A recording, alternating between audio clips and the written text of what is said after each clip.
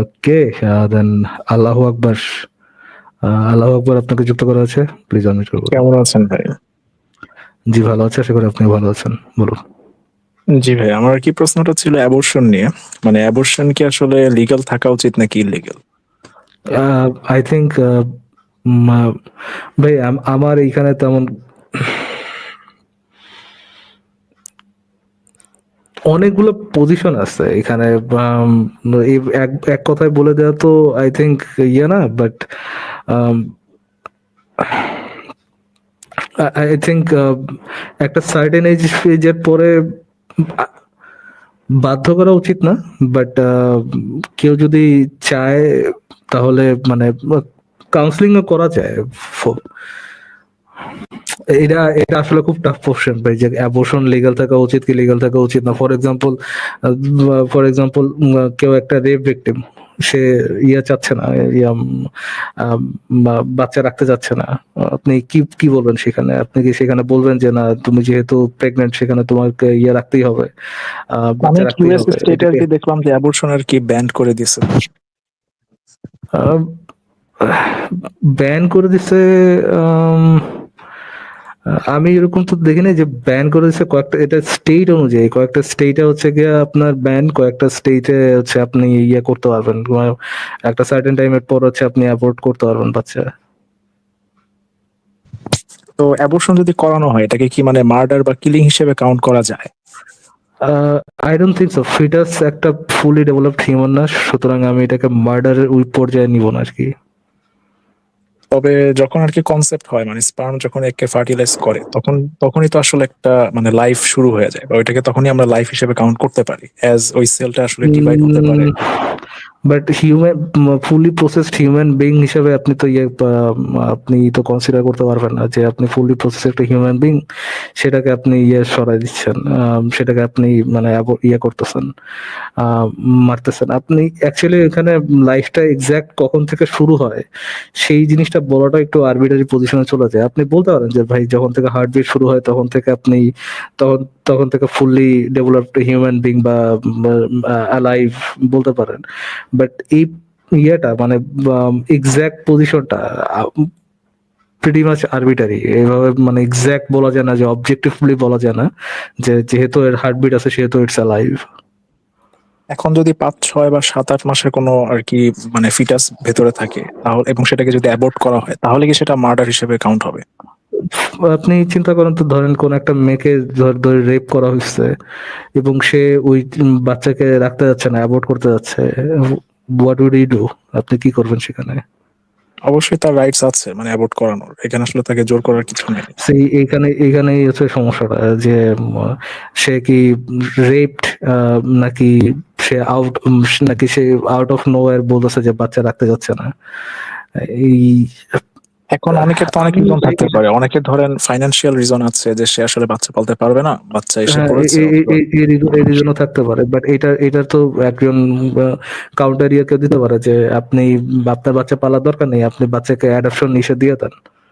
আপনার নিজের বাচ্চাকে যে এখন বড় যদি করতে ধরেন হবে যে মানে সে। বাংলাদেশের প্রেক্ষাপটে ধরেন আপনার একটা মেয়ে মানে বিয়ের আগে যদি মানে প্রিম্যারিটাল সেক্স করে এবং তার যদি বাচ্চা আসে তাহলে তো সে আসলে মানে এই বাচ্চা নিতে পারবে না সামাজিক পরিস্থিতির কারণে। সে তো আসলে কোনো না কোনো ভাবে অ্যাবর্ট করার জন্য বাধ্য হবে। হ্যাঁ, সামাজিক ভয়ের বিষয় তো আছে এখানে। তো সেখানে কি আমরা এটাকে মার্ডার হিসেবে কাউন্ট করব বা এটাকে কি আসলে মানে মানে নৈতিকভাবে কি এটাকে আমরা সমর্থন দিতে পারি নাকি এটাকে আসলে আমরা কি করতে পারি সেটা? সেখানে যদি কোনো তার যদি সামাজিক প্রেশার পড়ে ওরকম যে আহ, আহ, সে তার বাচ্চার ভবিষ্যৎ নিশ্চিত না, তার ভবিষ্যৎ নিশ্চিত না, যদি ওইরকম পজিশনে পৌঁছে যায়, দেন তাকে তো ফুল অন গিল্টের মধ্যে ফেলা দেওয়া তো আমি রিজনেবল মনে করি না আর কি। আর যদি এরকম হয় যে মানে মেয়েটা আসলে বাচ্চা নিতে চাচ্ছে বা বাচ্চা রাখতে চাচ্ছে, মানে মানে অ্যাবর্শন করার রাইটটা এটা কি শুধু আসলে ওই মেয়েটারই আসলে থাকা উচিত নাকি যে ছেলেটার সাথে সে বাচ্চা অনেক নিচ্ছে অনেক তারও আসলে অনেক সে ক্ষেত্রে থাকা উচিত? অনেক ক্ষেত্রে মেয়েটারই থাকা উচিত। আমি মনে করি যেহেতু দেখেন, এইখানে আবার এইখানে আবার আছে যে যেহেতু মেয়েটা হচ্ছে ইয়ে করতেছে, যেহেতু মেয়েটা হচ্ছে আম, আম, বাচ্চাটা ইয়ে করতেছে, বাচ্চাটাকে ক্যারি অন করতেছে, সেখানে আমি মনে করি মেয়েটার ইয়েটাই বেশি থাকা উচিত, মেয়েটার রাইটটাই বেশি থাকা উচিত। ছেলেটার যে একদমই থাকা উচিত না এরকম না, বাট এখন কনসিডারেশনে নিলে কতটুকু কনসিডারেশনে নিবেন এটাও তো ভাই এখন ভাই একটা টাফ এখানে দুইটা কোশ্চেন। কেস হতে পারে, যে হয়তো মেয়েটা রাখতে চাচ্ছে, ছেলেটা রাখতে চাচ্ছে না, অথবা মেয়েটা রাখতে চাচ্ছে না, ছেলেটা রাখতে চাচ্ছে, অর্থাৎ দুজনের মধ্যে একটা ডিসপিউট দেখা দিতে পারে। তো সেক্ষেত্রে কার মতামতকে আসলে গুরুত্ব দেওয়া উচিত?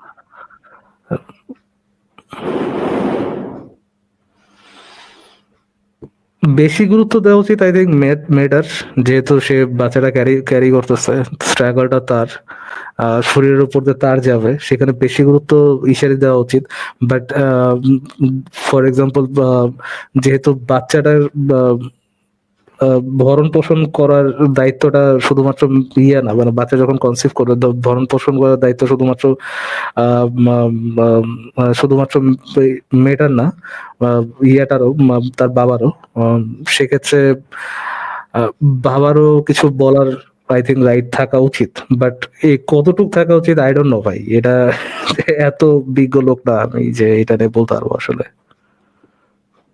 আচ্ছা, না আমি আর কি দেখলাম এটা খুবই কন্ট্রোভার্সিয়াল টপিক, মানে এটা নিয়ে আসলে কোনো ডেফিনিট কোনো অ্যান্সার আর কি আমি দেখলাম কেউই দিতে পারে নাই। টাফ ভাই, তো এটা টাফ, এটা এত সহজ ইয়ে না ভাই, আসলে এটা কন্ট্রোভার্সিয়াল এবং এটা খুব সহজ ইয়ে না।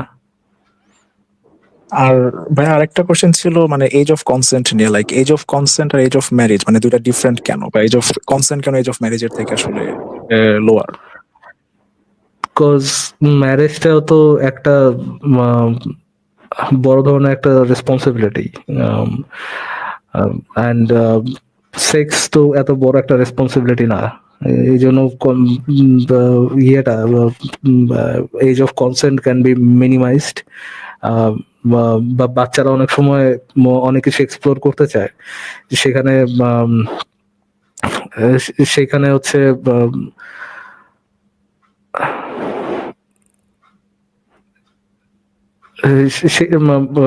সেখানে আপনার ইয়ে বাচ্চাদের সেই যদি ইয়েটা থাকে, মানে এজ অফ কনসেন্টের ইয়েটা থাকে, মানে আই ডোন্ট থিঙ্ক যে এটা আকাশ পাতাল পার্থক্য হওয়া উচিত। আই থিঙ্ক 2-3 বছরের বেশি পার্থক্য হওয়া উচিত, পার্সোনাল আমার অপিনিয়ন হচ্ছে সেটা, যেমন যে আমি আর কি যেটা এই দেখলাম, যে বাংলাদেশে আসলে এজ অফ কনসেন্ট হচ্ছে 14। তো সেই হিসাবে যদি ওই 14 বছরের মেয়ের সাথে যদি একটা 50 বছর, লাইক হ্যাঁ, বা 30-25 বছর একটা ছেলে মানে প্রেম করে, বা মানে ফিজিক্যাল ইন্টিমেট হয়, তাহলে সেটা কি মানে ওকে হিসেবে কাউন্ট হবে, যেখানে লিগ্যাল এজ আসলে 14?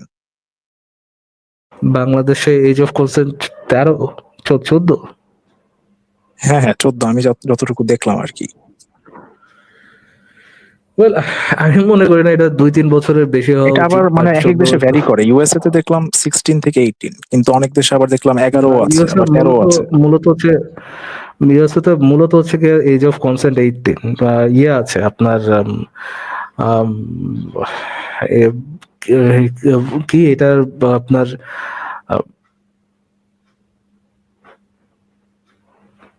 স্পেশাল অ্যাক্ট আছে যেটার মাধ্যমে আর কি ইয়ে করা, জিনিসটাকে অনেক অনেক ক্ষেত্রে কমানো কমানো পসিবল হয়, যেটার ফায়দাটা রিলিজিয়াস পিপল বেশি দেয়। But overall age of consent হচ্ছে 18। আপনি একটু চেক করে দেখেন, overall age of consent USA তে 18ই। কিন্তু বাংলাদেশের প্রেক্ষাপটে আমি দেখলাম 14। তো এটা কি আসলে কিভাবে দেখতেছে? আমি মনে করি না 14 বছরের একটা বাচ্চা ওরকম ইয়ে হয়, ওরকম ম্যাচিউর এনাফ হয় যে যে এর কনসিকুয়েন্সেস কি হবে না হবে সেটা সে ঠিক মতো বুঝে। এজ অফ কনসেন্ট যদি এজ অফ কনসেন্ট যদি 14 হয়, আমার মনে হয় এটার মধ্যে ওর রিস্কটা বেশি আর কি। আই থিঙ্ক এজ অফ কনসেপ্টটা বাড়ানো উচিত। এখন ধরেন এরকম একটা হাইপোথেটিক্যাল সিনারিও, যেখানে আসলে একটা 14 বছরের বাচ্চা সাথে একটা মানে 50 ইয়ার্স ওল্ড একজন লোক আর কি ফিজিক্যাল ইন্টিমেট হলো, এবং সে বললো যে হ্যাঁ ওর তো এজ অফ কনসেন্ট আছে, তো সেটাকে কি আসলে রেপ হিসেবে কাউন্ট হবে?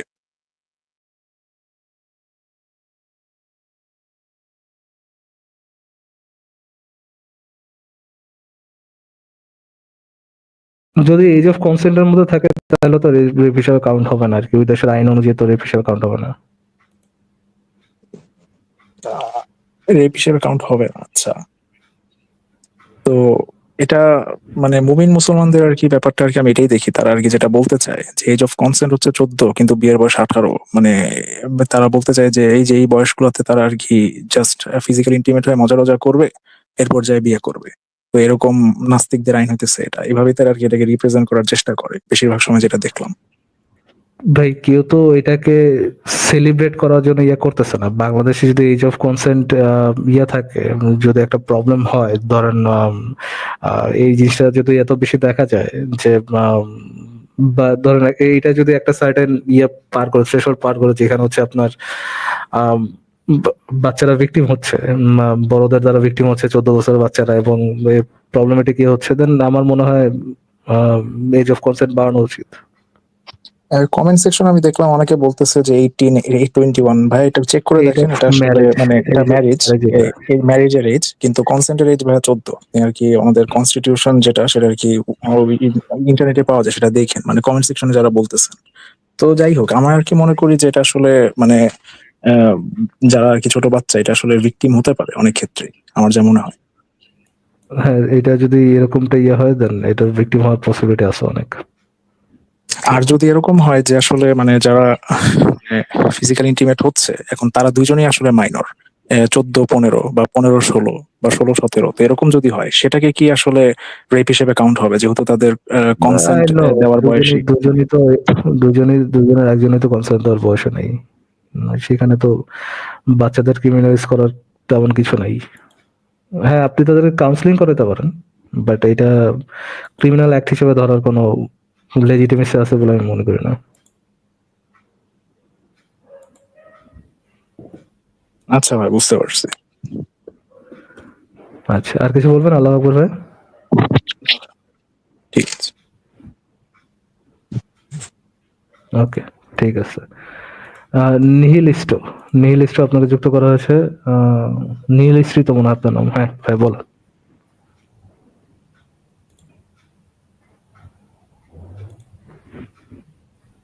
নিহিলিস্ট, নিহিলিস্ট আনমিট করা যাচ্ছে, বলেন। নিহিলিস্ট, ওকে। কি অবস্থা? 7% কটা ভাই? হ্যালো। হ্যাঁ, জিবিওর উপরে শুভেচ্ছার জন্য ঢুকলাম, আসিফ ভাই আপনার কাছে বেঁধে চলে গেল। আচ্ছা না, ওই এজ আচ্ছা অফ আচ্ছা। কনসেন্ট নিয়ে কথা হচ্ছিল। হ্যাঁ, উনি ঠিকই বলছেন, বাংলাদেশ অদ্ভুত ব্যাপার। Age of consent is 14 for male আর মানে ছেলে বা মেয়ের জন্য, অনলি 14। ওখানে লেখা আছে ফর সেক্সুয়াল অ্যাক্টিভিটিস। আজবের জিনিস। এন্ড ওখানে অত রকম বার্তারও দেওয়া নাই যে 14 বছর আর 50 বছর বা দুজনই আন্ডার হ্যাঁ, মানে না। ওইসের মধ্যে আবার কিন্তু অন্যান্য দেশে কিন্তু দেওয়া আছে যে এজ অফ কনসেন্ট হলো মানে কাদের জন্য কনসেন্ট আর কি, কোন বছরের জন্য কনসেন্ট। এক্স্যাক্টলি। এই আমেরিকায় হয়তো বা ডিফারেন্ট, আমি একটু চেক করিনি, চেক করে দেখবো না, ডিফারেন্ট স্টেটে একটু ডিফারেন্ট হতে পারে। কিন্তু মানে 18 যে ইয়ারটা, ওই যে একজনের যদি 18-এর উপরে হয় তাহলে কিন্তু সেক্সুয়াল অ্যাবিউজ হয়ে যায় যে কোনো একজনের, সামথিং লাইক 18 20। হ্যাঁ হ্যাঁ হ্যাঁ। স্টেট গুলো একটু ডিফারেন্ট হতে পারে। আমেরিকার প্রবলেম হচ্ছে যে টেক্সাস আর ওয়াশিংটন এক না, বা ক্যালিফোর্নিয়া, দের সাম ডিফারেন্স। হ্যাঁ, বাংলাদেশে খুব ক্লিয়ার বলা আছে যে ইলিগাল হচ্ছে homosexuality, but age of consent 14। এর কোনো আমি পাই নাই আসলে। খুবই ডেঞ্জারাস, খুবই ডেঞ্জারাস। True true. আচ্ছা, ন্যাশনাল মুসলিম ভাই আপনাকে যুক্ত করা হয়েছে, আনমিট করে বলুন। ফারাজ ভাই ভালো আছেন? জি ভাই, ভালো আছে, সেগুলো আপনি ভালো আছেন, বলুন। এখানে কি কোনো বাজে আওয়াজ আসছে আমার? না, বাজে আওয়াজ আসছে না। আচ্ছা, আমি মূলত আসিফ ভাইয়ের কাছে একটা কথা জানতে চাচ্ছিলাম। তো যাই হোক, আমি যেটা জানি যে রেশনাল বলতে বোঝানো হয় যে যারা মানে যুক্তিবাদী, এটাকে বোঝানো হয়। আপনি যদি কাইন্ডলি আমাকে একটু বুঝিয়ে দিতেন এ, যে অ্যাকচুয়ালি রেশনাল কথাটার মানে কি, উপকৃত হতাম। আপনি যুক্তিবাদী বলতে পারেন, হ্যাঁ, ন্যাশনাল মানে যুক্তিবাদী, ওকে, যে যুক্তিকে ফলো করে আর কি। হ্যাঁ। তো সেদিন আসিফ ভাইয়ের সাথে এরকম কথাটা হয়েছিল যে উনি বলেছেন যে ইসলাম আর রেশনালিজম একসাথে যায় না। সেজন্য আমি আর কি ট্রু জানতে চাচ্ছিলাম যে ট্রু ট্রু, ইসলাম আর ন্যাশনালিজম তো একসাথে যায় না। agree, যেটা বর্তমানে যেটা ইসলামের যে মৌলবাদ, যেভাবে ইসলামটাকে আমরা দেখছি, যেটা অ্যাকচুয়ালি সেটা ন্যাশনালিজমের সাথে যায় না। তবে বিষয়টা কি যে আমি ছোটবেলা থেকে যেভাবে ধর্মীয় শিক্ষায় বড় হয়েছি, আমি আবারও বলছি, রিয়েল ইসলাম নয়, আপনি সুগার কোটেড ইসলামও বলতে পারেন বা যেভাবে আপনি বলতে পারেন, আমি যেই শিক্ষায় যে আদর্শে বড় হয়েছি সেটা সম্পূর্ণ রেশনাল, সেটা ছিল সেটা, এবং ওই আদর্শকে আমি লালন করি। একটা ইন্টারেস্টিং বিষয় আপনি যে আপনি আপনি আল্লাহ বিল্লাহ, পরকাল, তারপর হচ্ছে কবরের আযাব, তারপর হচ্ছে জিন পরি, ফেরেশতা, তারপর হচ্ছে পুলসিরাত, আখিরাত, এগুলার কি প্রমাণ পেয়ে বিশ্বাস করতেন নাকি প্রমাণ ছাড়াই বিশ্বাস করতেন? আসলে ফারাজ ভাই, বিশ্বাস জিনিসটাই তো আপনার মানে এটা তো ল্যাক অফ এভিডেন্স এর উপর। যদি এভিডেন্স থেকে থাকে সেটা তো আর বিশ্বাস বলা যায় না। ল্যাক অফ এভিডেন্সে কোনো কিছু মেনে নেওয়া কি যৌক্তিক? আহ, আমার যেটা পার্সোনাল যেটা মতামত, বিশ্বাসটা যদি এরকম হয়ে থাকে যে আমি কখনো এই বিশ্বাস থেকে সরবো না, আমার কাছে এভিডেন্স আসলেও সরবো না, তখন সেটা অন্ধবিশ্বাস হয়ে যাবে এবং সেটা অযৌক্তিক। কিন্তু কোনো কিছুকে প্রমাণ করে যদি আপনি মেনে নেন, সেটাকে অযৌক্তিক হবে বলে আমার মনে হয় না, যতক্ষণ না ফর আপনি এক্সাম্পল পার্মানেন্ট। আমি ফর এক্সাম্পল ধরেন আমি বিশ্বাস করলাম যে আহ, আপনি পার্সোনাল নিয়ে না, আপনাকে পার্সোনাল নিয়ে ইয়া করার জন্য, হার্ট করার জন্য কোনো কিছু বলতেছি না, জাস্ট মাথায় আসতেছে এই জন্য ইয়েটা বলতেছি, মানে উদাহরণটা মাথায় আসতেছে এই জন্য বলতেছি। ফর এক্সাম্পল আমি একটা ইয়ে করলাম যে 70টা শুকরের ছানা কোন একটা শয়তানের নামে কোরবানি দিয়ে মোহাম্মদ নামের এক শয়তানের বাচ্চা পয়দা হয়েছিল। ধরেন আমি এরকম একটা জিনিসকে ইয়েভাবে মেনে নিলাম, প্রমাণহীন ভাবে মেনে নিলাম, এবং আমি বললাম যে এই যে আমি একজন রেশনাল পারসন, কেউ যদি আমাকে এটা ইয়ে করতে পারে যে এই জিনিসটা ঘটে নাই, এরকমটা যদি প্রমাণ করতে পারে, দেন আমি এটা থেকে সরবো। এবং যতক্ষণ পর্যন্ত এই জিনিসটা ঘটে না এরকম প্রমাণ করতে পারতেছে না কেউ, ততক্ষণ পর্যন্ত আমি এই পজিশন থেকে নড়বো না। এটাকে একটা রেশনাল পজিশন হবে? হুম, আপনার কথাটা যুক্তি আছে হাসনাত ভাই। তবে উম, আমি ব্যক্তিগত অভিমত বলতে পারি, যে জিনিসটা কেউ পক্ষে বা বিপক্ষে বলতে পারবে না, সেখানে আপনি যে কোনো একটা যদি স্ট্যান্ড নেন, যদি সেটাকে আপনি কোনো প্রুভেন ফ্যাক্ট বলে ক্লেম না করেন, যেটা কোনো প্রমাণিত সত্য বলে আমি দাবি করছি না, জাস্ট মাই ফেইথ, জাস্ট বিশ্বাস, এই কথাটা যদি আপনি অনেস্টলি বলেন, তাহলে আমার মনে হয় যে সেটা ইললজিক্যাল হবে না। যদি আমি এটা বলি যে এটা কোনো প্রুভেন ফ্যাক্ট না, যেমন আমি আল্লাহকে বিশ্বাস করি, কিন্তু আমি কখনো ক্লেম করি না যে আল্লাহ কোনো একটা প্রুভেন ফ্যাক্ট, আমি কখনো এই ক্লেমটা করি না, আমি একজন অ্যাগনস্টিক। আপনার বিশ্বাসটা কি সত্য বিশ্বাস নাকি মিথ্যা বিশ্বাস? আমি মনে করি এটাকে সত্য বিশ্বাস, কিন্তু অ্যাকচুয়াল কি আমি জানি না, আই ডোন্ট নো। আল্লাহ আসলে আছে কিনা জানি না, আল্লাহ আছে, আমি বিশ্বাস করি আছে। আপনি কোনো কিছু যদি না জানেন যে এটা সত্য না মিথ্যা, এটা কি মেনে নেওয়াটা রিজনেবল কোনো পজিশন, এখানে যৌক্তিক পজিশন? অনেক কিছু, একটা গাট ফিলিংস এরও ব্যাপার আছে, একটা অনুভূতিরও ব্যাপার আছে, কিছুটা সাবজেক্টিভ এভিডেন্সেরও ব্যাপার আছে, সেই দিক দিয়ে আমি এটাকে উচিত মনে করি। অনুভূতিতে কোনো কিছু ইয়ে করা, তো তাহলে তো ভাই দুনিয়ার যে কেউই রেশনাল হইতেই পারে। যে দুনিয়ার যে কোনো অন্ধবিশ্বাসই তো রেশনাল, যে আনলেস অর আনটিল কেউ আমার অন্ধবিশ্বাসকে ইয়ে করতেছে, অন্ধবিশ্বাসকে ভুল প্রমাণ করতে পারতেছে, ততক্ষণ পর্যন্ত আমি রেশনাল। এটা তো যে কেউ বলতে পারে ভাই। আমি আসিফ ভাই, আমি এটাকে এরকম, আপনি একটা ইরাশনাল ইয়ে বলেন তো, পজিশন বলেন তো।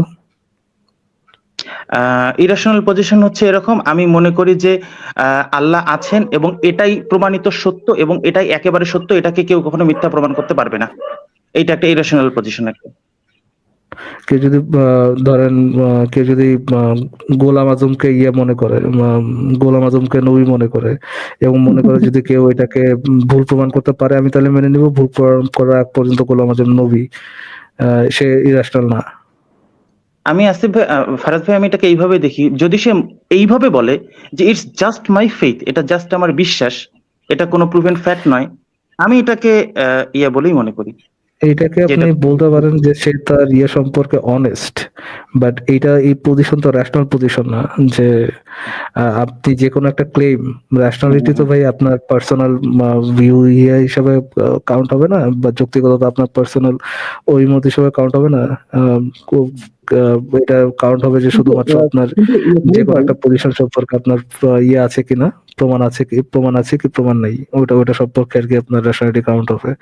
যে কোনো আপনি পজিশন হোল্ড করতেছেন, ওই পজিশনটা আপনি সত্য জেনে মানে আর কি জেনে বুঝে যুক্তি জেনে বুঝে ইয়ে করতেছেন, হোল্ড করতেছেন, নাকি যুক্তি জেনে বুঝে হোল্ড করতেছেন না, ওটার উপর বেস করে আর কি রেশনালিটি নির্ভর করবে। দেন যদি যে আপনি একটা পজিশন নেন যে যে এটা সত্য, আনলেস আর আনটিল কেউ প্রমাণ করতেছে এটা মিথ্যা, এটাকে আমি সত্য বলে মেনে নিচ্ছি, পার্সোনালি সত্য বলে মেনে নিচ্ছি, এটা রেশনাল পজিশন না ভাই। আপনি অনেস্ট যে আপনার কাছে প্রমাণ নেই, তারপর আপনি মেনে নিচ্ছেন, বাট আই ডোন্ট থিংক এটা হচ্ছে রেশনাল কোনো পজিশন। আচ্ছা আচ্ছা, যেমন হ্যাঁ, যে এখন আপনি বিষয়টা ক্লিয়ার করে দিলেন। তাহলে ফারাজ ভাই, যদি আমি বলি যে আমি একজন থিস্ট, অর্থাৎ আমি একজন আস্তিক, তাহলে কি বলতে পারি যে আমি একজন ইরেশনাল পার্সন? আপনি প্রমাণ ছাড়া যে কোনো কিছু বিশ্বাস করেন সেটা তো ইরাশনালিটি, যে কোনো কিছু, শুধু আস্তিক নাস্তিকের বিষয় তো না এটা। হুম হুম হুম হুম, বোঝা গেল বিষয়টা। তাহলে আমি নিজেকে তাহলে একজন রেশনাল বলে ক্লেম করতে পারি না, যেহেতু আমি একজন আস্তিক। আপনি অনেস্ট বলতে পারেন, বাট এটা তো রেশনাল পজিশন না। আপনি থিয়েস্ট, যখন আপনি জানতেছেন আপনার পজিশনটা অবজেক্টিভলি ট্রু, এরকম কোনো প্রমাণ নাই, তারপর আপনি এটাকে বিশ্বাস করতেছেন, এখানে তো রেশনাল বলার কোনো রিজনিং নাই, অবজেক্টিভ রিজনিং নেই, যেহেতু অবজেক্টিভ রিজনিং আপনার কাছেই নেই আর কি। যেমন আমি যেভাবে আল্লাহকে বুঝে বড় হয়েছি, আমি আগেই বলেছিলাম যে এর সাথে বর্তমানে যে ফান্ডামেন্টাল ইসলাম তার কোনো মিল নেই। আমি যেভাবে আল্লাহকে বুঝে বড় হয়েছে সেটা ইখলাসের ৪ নম্বর আয়াত, ওয়ালাম ইয়াকুল্লাহু কুফুয়ান আহাদ। তার মতো কোনো কিছুই নেই। যত কিছু তার সম্পর্কে চিন্তা আমরা আমাদের ব্রেনের মধ্যে ক্যাপচার করতে পারি, কোনো কিছুই আল্লাহ হতেই পারে না। তিনি এরকম করে রাগেন, তিনি মানুষকে তেলের মধ্যে পুরাবেন, অমুক তমুক, এটা এই ধরনের তো আপনি যেটা মানসিকতা বলতেছেন, যেটা বলতেছেন এটা তো ক্লেম, কোন আল্লাহর মতো কোনো কিছু যে নাই, এটাকে আপনি এটা তো যেটা আল্লাহ প্রমাণিত বলতে সত্য। যেটা আমি বুঝি। আচ্ছা ফারাজ ভাই, আমি যেটা আল্লাহ বলতে বুঝি, আমি আবারও বলছি, এটা আমার কথা। এটা অ্যাকচুয়াল ইসলাম কি বলে আই ডোন্ট নো।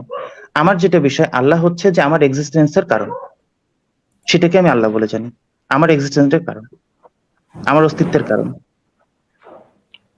ওকে, আপনি ডিফাইন করলেন, এটা সত্য না তো। সেটা তো ইরিয়েশন হলো, তাই না? আপনি যে কোনো কিছু তো দাবি করতে পারেন, এটা তো আপনার দাবি, এটা সপক্ষে তো কোনো প্রমাণ নেই, এটা সম্পর্কে প্রমাণ আছে নাকি কোনো? না না, আমি ওটা বলিনি যে আমি তো, কিন্তু আমি যে এক্সিস্ট করি, আমি যে আছি, সবকিছু যে আছে, এটা তো সত্য। এই সত্যের কজ হচ্ছে আল্লাহ, আমি এটাই মনে করি। হ্যাঁ, বুঝতে পারছি, এটা সত্যের কজ যে আল্লাহ, এটা সম্পর্কে কোনো প্রমাণ আছে নাকি I don't know. Blind faith? হ্যাঁ, এটাকে আপনি সত্যের এটার কজ হিসাবে আল্লাহকে দাবি করেন, আমি বুঝতে পারছি, এটা দাবি হচ্ছে, এটার পিছনের কারণটা কি, কারণ হিসাবে আপনি দাবি আরে না, করেন যে আমি এটা হচ্ছে বুঝছি। আল্লাহ। হুম, সরি, হ্যাঁ, হ্যাঁ, এটাকে তাকে আপনি আমি তাকে আপনি আল্লাহ মনে করেন, it's a claim of years. হ্যাঁ, এই ক্লেম তো আর কোনো ইয়া না ভাই, প্রমাণ না। কিন্তু এটা তো প্রমাণিত যে আমরা এক্সিস্ট করি এই পৃথিবীতে, তাই না? নাকি এটাও কোনো মিল নেই? আপনি এক্সিস্ট করেন, হ্যাঁ, সুতরাং আমি আপনি আপনার exist করি, ফাদার। অবশ্যই এটা এটা কি কোনো করতে একটা আছে। National position? ন্যাশনাল মুসলিম ভাইয়া, আপনি ভাই, এক্সিস্ট করেন, কথা বলি সুতরাং না, একটু শেষ করে নিই।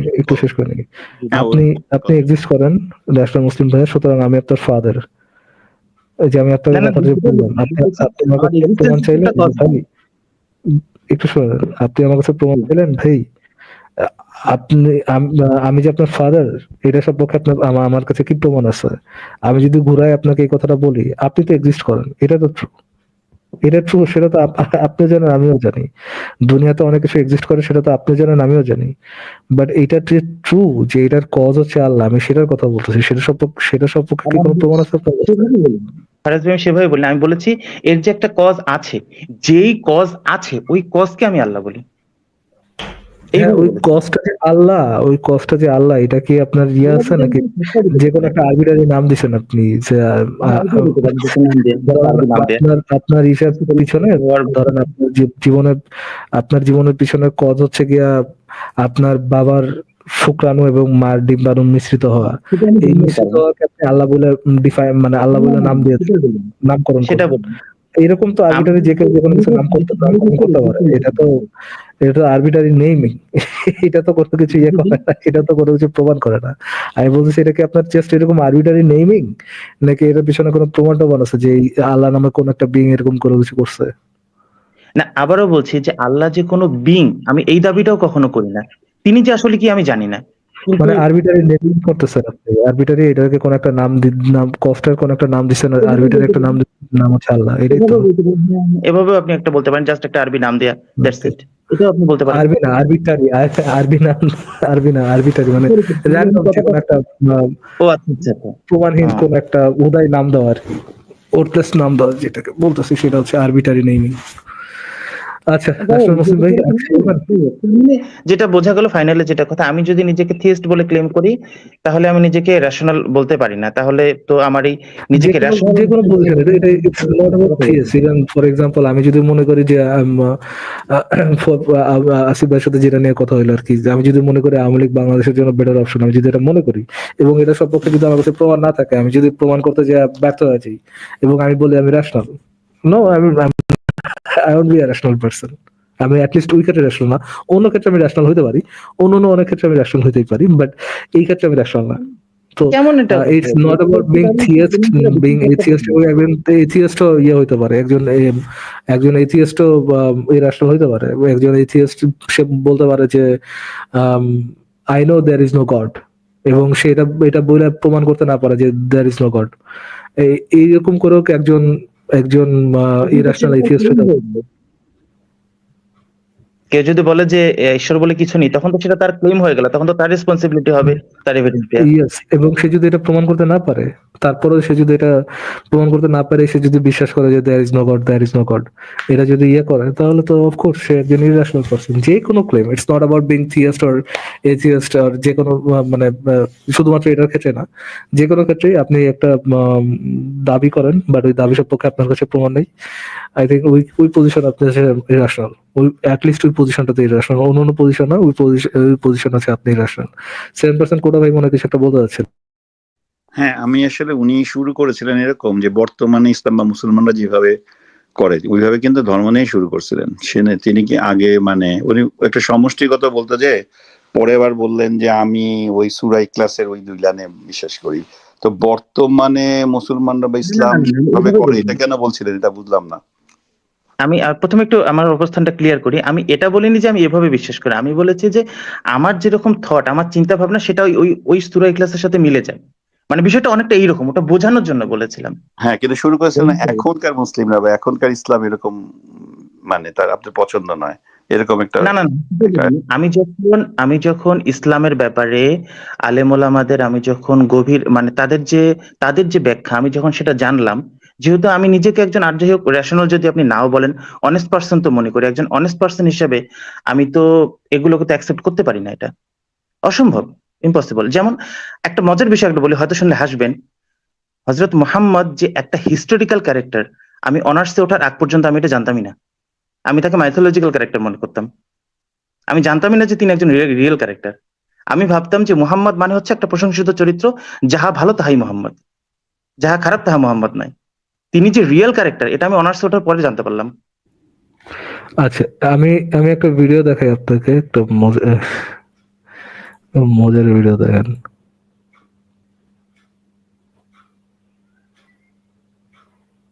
একজন পেশাদার দার্শনিক, আই এম আ ফিলোসোফার। আপনার অনুমতি দিলে আমি আমার প্রফেশনাল কিছু সাজেশন দিতে পারি, আমি কি দিব? যুক্তিবিদ্যা আপনি কেন পড়বেন এটা আগে নির্ধারণ করেন। যুক্তিবিদ্যা যদি কোনো আপনি পড়েন যে একটা বিদ্যা হিসেবে পড়তেছি, তাহলে পড়তে পারেন, কিন্তু যুক্তিবিদ্যার জন্য আপনার যুক্তিবিদ্যা দিয়ে আপনি ইসলামের কোনো উপকার করতে পারবেন না, এটা আপনাকে মনে রাখতেই হবে। এবং অনুভবী মাবিসুর থেকে এটাও বর্ণিত আছে, বা শাফিঈ থেকে বিভিন্ন বর্ণায় আসছে এটা, যে ওনাদের নির্দেশ ছিল এটা, যে যারা এরকম যুক্তিবিদ্যা শিখে তাদের গাধার ভিতরে চড়াইয়া তাদেরকে সারা শহরে চুনকাল মেখে সারা শহরে ঘুরে দেখা বলবে যে এটা হচ্ছে ওই ব্যক্তি যে ব্যক্তি আল্লাহর দিন ছেড়ে বিভিন্ন জিনিসে নাড়াচাড়া করে।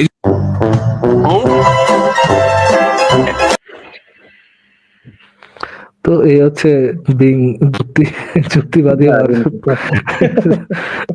এটা যদি হচ্ছে তাই ইসলাম হয়, এরকম। যদি তাই হয়, তো তাহলে ওই হুজুর উনি নিজেই তাহলে প্রমাণ করে দিলেন যে এটা কোনো তার পক্ষ থেকে আসা কোনো এটা এই ধর্ম নয়। এগুলো আসলে বিষয় কি, উনি নিজে ওনার কোনো যোগ্যতা নেই লজিক দেওয়ার, যার কারণে উনি এইভাবে বলছেন। আর কি হতে পারে বাট এরপর? এটা ট্রু মানে ইসলামিক অনেক ইয়ারা আছেন, হ্যাঁ হ্যাঁ, আমি মাঝাবের জানি সেটা। ইমামরা এই আছে, বিষয়ে আমি অনেক কিছু দেখেছি। যুক্তিবিদ্যা এই বিষয় যারা সম্পর্কে আমার তাদেরকে ফিরাইতে পারবে। এই ব্যাপারে জানা আছে আমার, যে তারা একদম ওই মুমিন নাকে দড়ি বাঁধা উটের মতো এই কথাগুলো তারা ইয়ে করে। আর এখানে বিষয়টা হচ্ছে কি, আমি যে চিন্তা নিয়ে বড় হয়েছিলাম না, সেটা ছিল এরকম: নবী করিম সাল্লাল্লাহু আলাইহি সাল্লাম এসেছেন যে অন্ধবিশ্বাসকে দূর করার জন্য, বাপদাদার যে ধর্মবিশ্বাস সেটাকে মেনে চলা, হ্যাঁ, এইটাকে দূর করার জন্য। ওই যে ইব্রাহিম আলাইহিস সালাম যেরকম আচ্ছা, মানে বলতেন, এই সূর্য কি আমার খোদা, এই চন্দ্র কি আমার খোদা, মানে ইনকোয়ারি করা, স্কেপটিসিজম, আপনি কখনো প্রশ্ন ইয়ে করা করেন নিজেকে। নাই যে okay, এটার পরে তারা যে নিজে যে খোদা ইয়ে করছে, প্রপোজ করছে, ওই খোদা সম্পর্কে তারা কোনো প্রমাণ দিছে কিনা, ওইটা কখনো ভেবে দেখেন নাই? এই তো দেখেছি কেউ, এই আমার কাছে আল্লাহর এক্সিস্টেন্ট মানে যেভাবে আলেমরা যেভাবে ব্যাখ্যা করেছে আল্লাহর সম্পর্কে, তার কোনো অস্তিত্ব আছে কিনা তার কোনো প্রমাণ আমাকে দিতে পারেনি, কেউ দিতে পারেনি। যেগুলো দিচ্ছে চুনাহাগা থেকে সব এক একটা করে গর্ধবের গর্ধব। আচ্ছা, ঠিক আছে, ঠিক আছে ন্যাশনাল মুসলিম ভাই, থ্যাংক ইউ যুক্ত থাকার জন্য। ফাইনালি আমাকে এটা আহ, বলা যে তাহলে ফাইনালি যেটা কথা এটা দাঁড়ালো, যে আমি যদি নিজেকে থিস্ট বা আস্তিক বলে দাবি করি, আমি নিজেকে, ও ও ফাইনালি একটা কথা তো ভুলে গেলাম, তাহলে কি কেউ কোনো রেশনাল কোনো মানে যৌক্তিক ব্যক্তি কি কাউকে বিশ্বাস করতে পারে না? আমি আমার বাবা ভাই এদেরকে কাউকে বিশ্বাস করতে পারি না? বুঝি নাই, যৌক্তিক ব্যক্তি কাউকে বিশ্বাস যেমন ধরেন করা আমার আর ভাই একজন বলল, বিশ্বাস করা, আপনি এটা হয়তোবা অন্য হিসেবে বলতেছেন, মানে অন্য অন্য ক্ষেত্রে বলতেছেন, এটা আর কি অ্যাপ্রোপ্রিয়েট শব্দ শুড বি আস্থা রাখা। আপনি যেহেতু দেখছেন যে আপনার ফাদার আপনার জন্য অনেক কিছু করে, আম, এবং আম, নিঃস্বার্থভাবে আপনার জন্য অনেক কিছু করছে, এবং আপনি ধরেন সমাজে চলার জন্য এরকম মানে একজন আরেকজনের উপর ডিপেন্ডেন্ট থাকতে হয়। এই জিনিসের ক্ষেত্রে বিশ্বাস নাই, এই জিনিসের ক্ষেত্রে আর কি আস্থা রাখা, আস্থা শব্দটা হচ্ছে মোর অ্যাপ্রোপ্রিয়েট ওয়ার্ড। আপনি আপনার ফ্যামিলির প্রতি তো অবশ্যই আস্থা রাখতে পারেন। তাহলে কি ফারাজ ভাই, আমি যদি এভাবে বলি যে এই যে একটা থট রয়েছে, যে থটের কোনো এভিডেন্স নেই যে একজন ঈশ্বর আছেন, এই থটের উপর আমি একটু আস্থা রাখি, তাহলে কি আমি নিজেকে রেশনাল বলতে পারবো? আস্থা রাখতে হলে আপনাকে কিছু না কিছু প্রমাণ প্রথমে থাকতে হয়। ফর এক্সাম্পল, আপনি সমাজে দেখেন যে একজন মানুষ আরেকজন মানুষকে ইয়ে করে, একজন মানুষ আরেকজন মানুষকে হেল্প করে তাদের সমাজটা গড়ে ওঠে, একজন মানুষ আরেকটা মানুষের উপর ডিপেন্ড করে তাদের সমাজটা গড়ে তোলে। এইটা হচ্ছে এভিডেন্সের উপর বেস করা, একেবারে যে একদমই এভিডেন্স নেই জিনিসটা এরকম না। আপনি কারো কারো ক্ষেত্রে ধরেন আপনার বন্ধুকে, আপনি টাকা ধার দিলেন, আপনি আগে থেকে জানেন আপনার বন্ধুকে এরকম, আপনার বন্ধু সেই ইয়েটা না রাখতে পারে, আপনার আস্থাকে নষ্ট করতে পারে, ট্রু। বাট কোন একটা এভিডেন্সের উপর বেস করে তো আপনি তাকে টাকা পয়সা দিচ্ছেন, যে আপনি তাকে চিনেন, সে আপনার থেকে বেশি দিন দূরে থাকতে পারবে না, পালা দিতে পারবে না, বা সে ভালো মানুষ, সে আপনার টাকাটা ব্যাক করবে, ওটার উপর বেস করে আপনি ইয়ে করতেছেন। বাট আপনি যে গডের সাথে ইয়ে করতেছেন, গডের উপর আস্থা রাখার কথা বলতেছেন, সেটার সাথে জিনিসটা যায় না এরকম। গড থাকার কোনো ধরনের কোনো প্রমাণ দুনিয়াতে কারো কাছেই নাই, যেটা আছে শুধুমাত্র দাবি আছে। একটা মাত্র প্রমাণ পাওয়া গেছে এরকম না, একটা মাত্র প্রমাণ পাওয়া যায়নি। এবং আপনি গডের যে গডের যে রেমটা আছে, গডের যে হচ্ছে আপনার আরেকটা বিষয় এখানে বলতে হবে ফারাজ ভাই, গড বলতে যে একটা প্রচলিত ধারণা বোঝে, আমি সেই হিসাবে আবার কিন্তু গডকে মানি না। একটু একটু আমি একটু যেটা একটা একটা একটা একটা সেকেন্ড, একটা সেকেন্ড, একটা সেকেন্ড। গড গডের যে রেলটা আছে, বা গডের যে হচ্ছে ডাইমেনশনটা আছে, যে ডাইমেনশন হচ্ছে আপনার অতি প্রাকৃতিক অনেক অনেক অনেক অনেক কিছু দুনিয়াতে থাকার কথা, যে একটা জিনিসও আমরা দুনিয়াতে দেখি না, যে অতি প্রাকৃতিক কোনো কিছুই আছে দুনিয়াতে দেখি না। তো ওই ক্ষেত্রে গডের উপর আপনি আস্থা রাখবেন কোনো ধরনের প্রমাণ ছাড়াই, মানে দুনিয়াতে কারো কাছে কোনো প্রমাণ নেই, ওইরকম একটা ইয়ে করে আপনি গডের কাছে মানে গডের উপর আপনি আস্থা রাখবেন, এই আস্থা জিনিসটা ইয়ে হয় না। এখন আপনি যে একটু আগে যেভাবে আরবিটারি নেমিং দিলেন, যে আম, আম, যে কোনো কিছু ঘটতেছে তার পিছনে যে কারণ, ওটা হচ্ছে গড, এরকম আরবিটারি নেমিং দিলে ভাই আপনার প্রথমত সংজ্ঞায় দেওয়া আরবিটারি, রাইট? এটা তো কোনো অবজেক্টিভ ইয়ে হয় না যে আপনি যাচাই করে দেখতে পারলেন যে এটা গড কি গড না। আপনি জাস্ট আরবিটারি ভাবে যে কোনো কিছু একটা নাম দিতেছেন। এক্ষেত্রে মানে যেহেতু প্রসিডিওরটা মানে প্রথম পজিশনটাই হচ্ছে কি আপনার একটা আরবিটারি নেমিং, সেখানে আমার মনে হয় না যে আস্থা কথাটা এখানে যাবে আর কি। আস্থা কথাটা মানে ঠিক মতো ইয়ে হবে, অ্যাপ্লাই করতে পারবেন। ফর এক্সাম্পল কেউ মহাবিশ্বকে গড বলতে পারে, মহাবিশ্বকে গড বলা মানে আহ মহাবিশ্বকে গড বলা মানে এই না যে গডের সপক্ষে তার কোনো প্রমাণ ইয়ে হয়ে গেল। তাকে ফার্দার জিজ্ঞেস করা যায় যে ভাই আপনি যে গডটা এটা মহাবিশ্বকে গড বলতেছেন, এটা কারণটা কি? গড কি আপনার গড কি আনকনসিয়াস কিনা, আপনার গড কি ইয়ে আছে কিনা, আপনার গডের কোনো উইল আছে কিনা, এরকম অনেক কোশ্চেন করে তার ইয়েটা জানা যায় যে সে আরবিটারি কোন একটা নেম দিতেছে গড গড বলে কোনো কিছু, নাকি গড বলে কোনো কিছু আছে, এটা আসলে কোন একটা রিজনেবল পজিশন। তো হ্যাঁ, এটা শুধু আস্থা জিনিসটা জানা আর কি। ফার্স্ট ভাই এবার হ্যাঁ একটা বলেন। কথা বলবো, সেটা হচ্ছে যে ইংরেজিতে এই জিনিসটা মানে মানে ট্রাস্ট তো ট্রাস্টই খুব বুঝে দিলেন আপনি। বিলিভটাও কিন্তু খুব একটা ইম্পর্টেন্ট ব্যাপার। সেই জন্য বলে যে বিলিভ মি, হ্যাঁ, আই উইল ম্যারি ইউ, এবং এটার অনেক একটা বাস্তবতা আছে। সেই জন্য ওরা আরেকটা শব্দ ইউজ করে, সেটা হচ্ছে ফেইথ। গডের ব্যাপারে বিলিভও না, তারও নিম্ন পর্যায়ে, এটাকে বলে ফেইথ। গডের প্রতি আপনার ফেইথ আছে। ফেইথটা স্পেসিফিক্যালি আর কি আমরা যেটাকে বলি যে বিশ্বাস, আচ্ছা, আপনি যেটা বলছেন কোটা ভাই, আমি একটু ক্লিয়ার করে দিই। আহ, আমরা আস্থা, বিশ্বাস এবং প্রমাণ, অন্ধবিশ্বাস। আম, একটু শেষ করে নিই। এটা কি একটু শেষ করে নিই। অন্ধবিশ্বাস নয়? আস্থা, একটু শেষ করে নিই আমি। বাংলায় আস্থা, বিশ্বাস, প্রমাণ এই জিনিসগুলোকে যেভাবে ডিফাইন করি, আমরা যদি এটাকে আবার আহ, আমাদের আলোচনার জন্য যেভাবে ডিফাইন করি, ওই জিনিসটাকে যদি আমি আবার ইংরেজি করে নেই, সেখানে আবার ঝামেলা আছে। রাইট। তো আমরা বাংলাতে থাকি, যদি ইংরেজিতে যাই, এখানে একটু গরমিল লাগবে। কজ আপনি ইংরেজিতে যেটা ফেথ হিসাবে ডিফাইন করতেছেন, আমরা বাংলায় বিশ্বাস বলতে একই জিনিসই ডিফাইন করতেছি, আলাদা কোনো জিনিস ডিফাইন করতেছি না। হ্যাঁ, রাইট। রাশাদ মুসলিম ভাই বলেন। আচ্ছা, সেটা হচ্ছে মানে যে আমি বলতে আমি চাই যে এটা অন্ধবিশ্বাস হলে ভালো হয় আর কি। ওকে, বলেন রাশাদ মুসলিম ভাই। আচ্ছা, সেটা হচ্ছে যে যেটা মানে বললেন না যে মানে এর পিছনের কারণটা কি? এর পিছনের কারণ হচ্ছে যে আমার একটা প্রশ্ন, একটা ইনকোয়ারি। সেই প্রশ্নটা হচ্ছে হোয়াই। আমরা এটা বলতে পারি যে এটা এভাবে হয়েছে, এভাবে, ও ভালো কথা। আমি কিন্তু এভলিউশনকে মানি। এটাও আমি বলে রাখলাম। তো আমি এই যে এগুলো হচ্ছে, এটা হচ্ছে, এটা হচ্ছে, তো যখন স্টার্টিং পয়েন্টটা ছিল সেখান থেকে এটা হয়েছে, কিন্তু হওয়ার তো অনেক কিছুই হতে পারতো। জাস্ট এইটা হওয়ার কারণটাই কি? এখান থেকে আমার মাথায় একটা খেয়াল আসে যে অবশ্যই কোনো একটা স্বাধীন ইচ্ছা শক্তি সম্পন্ন কোনো সত্তা আছে, যার স্বাধীন ইচ্ছার কারণে এই জিনিসটা হয়েছে, এবং সেই স্বাধীন ইচ্ছাটাই আমাদের ভিতরে। জাস্ট এটা আমার একটা চিন্তা, এর কোনো এভিডেন্স নেই। যদি আপনি এটা প্রিসাপোজ করতেছেন যে যেটা হচ্ছে সেটার জন্য হচ্ছে যেটা হচ্ছে না, যে কারণে স্টার্ট যেহেতু হয়েছে। এরকমটা একটু শেষ করি। আপনি একটু প্রিসাপোজ করতেছেন, এই জিনিসটা ফ্লড এই জন্য যে আপনি প্রিসাপোজ করতেছেন যে আপনার যে শেষে যেটা হলো, এইটা হইলো কেন, এরকমই হইলো কেন, এটার জন্য গড আছে, এটা একটা প্রিসাপোজিশন। যদি তাহলে কি আপনি বলতে পারবেন যদি এইটা না হয় অন্য কোনো কিছু হইতো, তাহলে এটা প্রমাণ করতো যে গড নাই? ফর এক্সাম্পল আপনার এখানে একটা বাস্কেট আছে, আপনার সামনে দেখেন, আপনার যে স্ক্রিনের এখানে দেখেন একটা বাস্কেট আছে, এখানে কত ফুল, কয়েকটা ফুল রাখা। কেউ এসে বললো ভাই এই যে এখানে বাস্কেটটা রাখা, পাশে এখানে একটা টেবিল রাখা, এটা এইখানে এইভাবেই থাকলো কেন? যেহেতু এটা এইভাবেই আছে সেহেতু গড আছে। জাস্ট বলার জন্য বললাম। দেন আমি তাকে নেক্সট কোশ্চেনটা এটাই করতাম যে যদি বাস্কেটটা এখানে না থাকতো, বাস্কেটটা ধরেন বাসার মধ্যে না থাকতো, অন্য বাসায় থাকতো, এই জায়গায় যদি কোনো টপ না থাকতো, তাহলে কি এটা প্রমাণ করছে যে গড নাই? এটা কি গড না থাকার সপক্ষে কোনো প্রমাণ? আপনি আপনি একে খুবই চমৎকার একটা আপনি কথা বলেছেন, আপনি একটা যে হ্যাঁ, যে যদি এরকম হচ্ছে, এরকম হয়েছে, এটাই যদি আমি মনে করি যে গড আছে, তাহলে এরকম না হয়ে যদি অন্যরকম হতো তাহলে কি গড থাকতো না? আপনার আপনি একটা গড না খুব থাকার প্রমাণ হইতো, গড না থাকার প্রমাণ হইতো কিনা? যদি গড না থাকার প্রমাণ হলো ওটা না হয়, তাহলে যে এটা এরকম মারছে এই জন্য গড, এটা একটা ফ্লড আর্গুমেন্ট আর কি। বুঝতে পারছেন?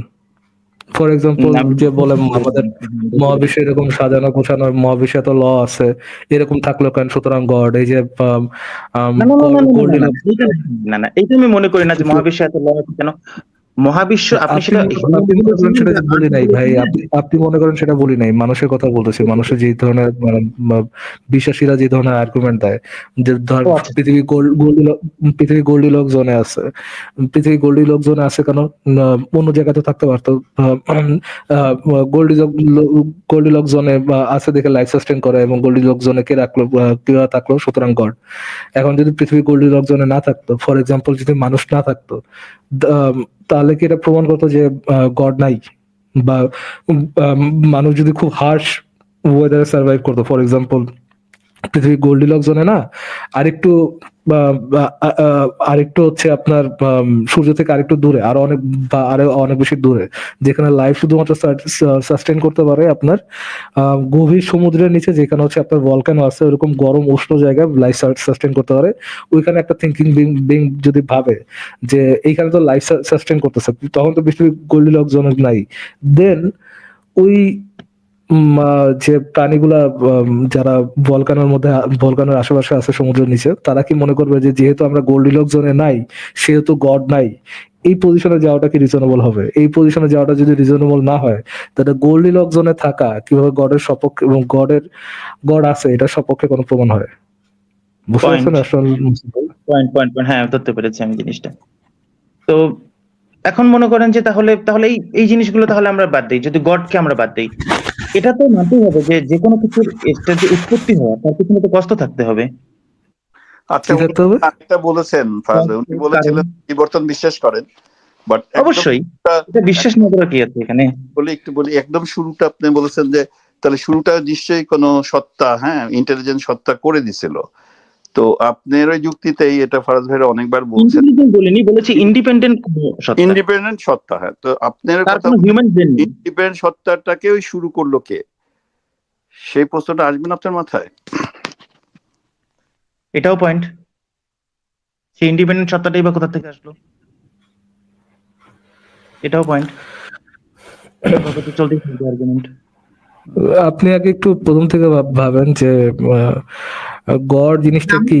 এটা কি মানুষের বানানো আরবিটারি কোনো কিছু কিনা, নাকি মানুষ আসলে গড বলতে কি বুঝায় সেটাকে মানুষ আসলে ডিফাইন করতে পারে? যাকে হিউম্যানের সাথে তারা কথাটা একটু বুঝে নেন আসলে ভাই। As a human being, god হইতে হইলে কি তার অ্যাট্রিবিউট থাকা লাগবে, কি অ্যাট্রিবিউট থাকা যাবে না? কি হইলে গড হইতে পারবে, কি হইলে গড হইতে পারবে না? গড জিনিসটা কি? এটা কি এটা কি নির্ধারণ করার অ্যাবিলিটি মানুষের মধ্যে আছে কিনা, বা থাকা রিজনেবল কিনা, মানে মানুষের মধ্যে থাকতে পারে কিনা, সে যত বড় ফিলোসফার হোক বা যে যাই হোক। ফর এক্সাম্পল, আপনি ধরে নেন যে আপনি ধরতে পারেন, একদম বেসিক্যালি ধরতে পারেন যে গড হইতে হলে তো তাকে কোনো কিছু সৃষ্টি করতে হবে। সে যদি সৃষ্টি না করে, তাহলে সৃষ্টি করতে হবে কিভাবে? বাট এটা কি নেসেসারি যে গড হইতে হলে তাকে সৃষ্টি করতে হবে? আই ডোন্ট থিঙ্ক সো যে গড হইতে হলে তাকে কোনো কিছু সৃষ্টি করতে হবে।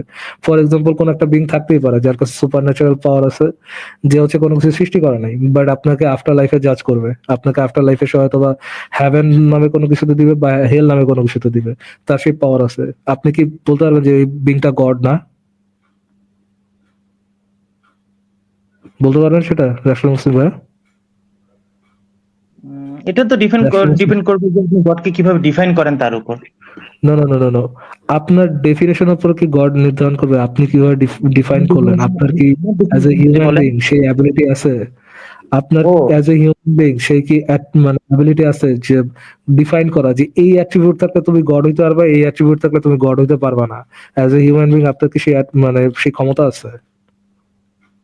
আমি বলতে পারলাম না আমি এই জিনিসটা। ক্ষমতা থাকার তো কথা না। ফর এক্সাম্পল ধরে নেন কোন একটা সত্তা আছে, যে কোনো কিছু সৃষ্টি করে নাই, হ্যাঁ, কোনো কিছু বানায় নাই সে, বাট তার কাছে সেই পাওয়ারটা আছে যে আপনি মারা যাওয়ার পরে আপনাকে আবার পুনর্জীবিত করতে পারবে এবং আপনাকে জান্নাতে বা জাহান্নামে দিতে পারবে। ওটাকে কি আপনি গড বলবেন না? ওই যে বললাম, এটা ডিফাইন করবে যে আমি গড বলতে কি বুঝি তার উপর। যদি এরকম কোনো সত্তা থাকে, যদি এরকম কোনো সত্তা থাকে, এক্সিস্ট করে, তাহলে কি ওটাকে আপনি গড বলবেন না? যদি সেটা ইয়া হয়, মানে আমার এক্সিস্টেন্সের যদি কারণ না হয়, কোন যদি এক্সিস্টেন্সের কারণ না হয়, আমি তাকে বলবো। আপনার আমি তাকে কারণ একটা আছে, পাওয়ারফুল বিং বলবো। আপনার এক্সিস্টেন্স সে কারণ না, বাট আপনার তার অ্যাবিলিটি আছে আপনাকে জান্নাতে বা জাহান্নামে দেওয়া, মরার পর আপনাকে পুনর্জীবিত করার বা আপনাকে জান্নাতে বা জাহান্নামে দেওয়ার সেই অ্যাবিলিটি আছে তার মধ্যে। আপনি কি তাকে গড বলবেন না? না, আমি তাকে গড বলবো না, আমি তাকে একটা পাওয়ারফুল বিং বলবো, গড বলবো না। তাহলে আপনার বিষয়ে গড কি, মানে অস্তিত্বের কারণ হতে হবে। ফর এক্সাম্পল ধরেন আপনাকে কেউ বানাইলো, হ্যাঁ, আপনাকে কেউ বানাইলো, বাট আপনার আহ, আপনাকে সে জাজ করবে না, মরার পর কি হবে না হবে এটা নিয়ে আপনাকে কোনো জাজমেন্ট এসে যাবে না, এটা কি গড? হ্যাঁ, আমি মানতে পারি, যদি হ্যাঁ সে যদি আমার existence না হয়ে যায়, আপনি সে যদি আমাকে আপনি আরবিটারি ভাবে মানতেছেন, আপনি আপনি আপনার নিজের ইচ্ছা মতো মানতেছেন এটা, যে আপনি এটাকে গড বলতেছেন, এটা গড বলতেছেন না। অনেকে তো যে হচ্ছে গিয়ে বানাইছে তারে, বাট সে জান্নাতে যাবে বা জাহান্নামে যাবে এটা সম্পর্কে কেয়ার না করে, ওটাকে সে গড নাও বলতে পারে, তাই না? হ্যাঁ সে হ্যাঁ তার সে ওইটাকে চুজ করতে পারে যে সে সে তাকে জান্নাতে দিবে না জাহান্নামে দিবে, এইটাকে সে গড হিসেবে চুজ করতে পারে, তাই না? পারে। হুম। তো এইভাবে করাটা, এইভাবে মানে চুজ করাটা, মানে ডিফাইন করাটা, এইটা হলে গড হবে, এটা হলে গড হবে না, এরকম অ্যাবিলিটি আমার মনে হয় না, আমার মনে হয় না যে মানুষের কাছে বা কোনো ফিলোসফারের কাছে ওটা থাকবে, যে আহ, ওই অথরিটি যে এই অ্যাট্রিবিউট পূরণ করলে তুমি হচ্ছে গিয়ে গড। আরবিটারি কেউ বলতে পারে, আরবিটারি কেউ বলতে পারে, তার মনের ইচ্ছে খায়েশ মতো বলতে পারে যে এটা হলো গড, এটা হলো গড, বাট গড জিনিসটাই হচ্ছে, হ্যাঁ, এই আরবিটারিলি কথাটার মানে কি? আমি এই শব্দটার সাথে ফ্যামিলিয়ার না। মানে আরবিটাইলি মানে হচ্ছে মানে প্রমাণহীন ভাবে, মানে হুদা কামে বলতে গেলে যদি কেউ বলতে চায় আর কি, নিজ খেয়াল ও নিজের খেয়াল খুশি মতো আর কি, নিজের ইচ্ছা মতো, যেটার মধ্যে রিজনিং নেই আর কি। এই যে ধরুন একটা না ওরকম বলে, ধরুন ধরুন হচ্ছে আরবিটারি। আচ্ছা ফারাজ ভাই, যে আলাপে বুঝলাম ওনার নাম কি, আমরা দেখতে পাচ্ছি না, গেস্টের নামটা কি ফারাজ ভাই? ন্যাশনাল মুসলিম। আচ্ছা নাম হচ্ছে রাশনাল মুসলিম, আমি অরিজিনাল নামটা বলতে চাচ্ছি না। আচ্ছা, না না এই নামটাই বলছি আপনার। রাশনাল মুসলিম ভাই, আপনি যে প্রশ্ন ছিল, আপনি যে ভাবছিলেন যে আপনার অস্তিত্বর কারণই হচ্ছে কোথাও কোনো একটা শক্তি বা গড আছে, হ্যাঁ, যেটাই হোক কারণ তো আছে, কারণ তো অবশ্যই। আমি একটা জিনিস বলতে চাই যে চিন্তা করে দেখেন যে গডের জিনিসটা কিন্তু উল্টা, গডের অস্তিত্বই হয়েছে আপনার জন্য, কারণ আপনি তো সৃষ্টি করে নিচ্ছেন গডের ক্যারেক্টারিস্টিক গুলা কি হবে, এই জন্য আমি এই কারণেই আমি যেটা মনে করি, যেটার সাথে আমার অন্যান্য মুসলিমদের তফাৎ এবং তাদের দৃষ্টিকোণ হতে পারি। কার অস্তিত্বের কথা বলতেছেন? আমি তো দেখছি যে আপনি তৈরি করছেন গডে, গডের অস্তিত্বটা আসলো তো আপনার জন্য।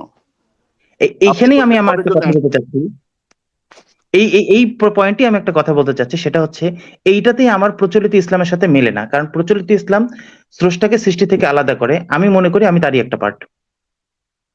অর্থাৎ ইয়েস, আপনি বলতে পারেন এইটা আমার ইয়া থেকেও এসেছে, এটাও বলতে পারেন। সৃষ্টি করতেছেন এখানে পুরোপুরি, বা আমরা সব আপনি নিজে অ্যাট্রিবিউট বানাচ্ছেন যে গড হইতে হইলে আপনি তার পার্ট হইতে হবে।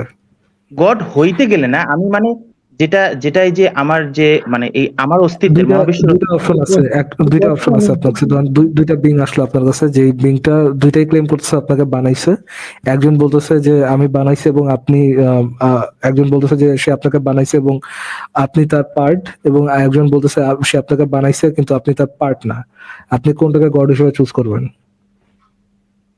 একজন আমাকে বানিয়েছে, সে আমার মানে সরি, একজন আমাকে বানিয়েছে কিন্তু আমি তার একজন আমাকে বানাই করতেছে। দুজনের মধ্যে একজন ক্লেম করতেছে যে আপনাকে বানাইছে এবং আপনি তার পার্ট, এবং একজন ক্লেম করতেছে যে আপনাকে বানাইছে কিন্তু আপনি তার পার্ট না, আপনি তার অংশ না। আপনার চোখে কে আপনার গড? যে আমাকে বানিয়েছে কিন্তু আমি তার পার্ট নই।